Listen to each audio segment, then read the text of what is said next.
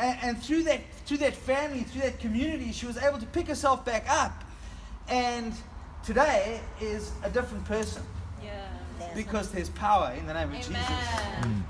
And so this morning, I wanted to just share a couple of verses with you because I really believe that people are longing to hear from Jesus. How many of you would love to hear from Jesus right now?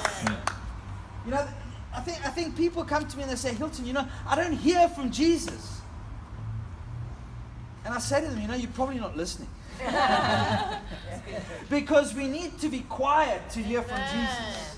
And the problem with today's society is there's so much noise. Yeah. There's so much noise. Do you know that the average person has 4,000 distractions in a day?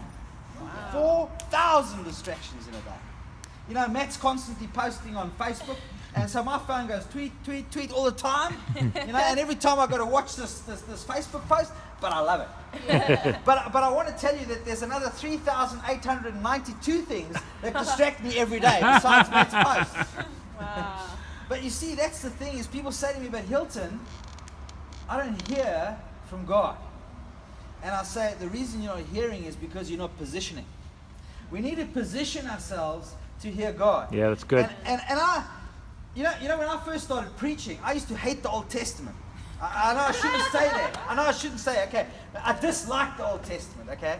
So I disliked the Old Testament because I used to think, man, it's all these books and there's just people having wars and there's, God's people, these Israel people, they just mess up all the time, and he keeps like forgiving them and calling them back and they keep messing up and they calls them back. And then I thought, hold on a minute, that's me. Yeah.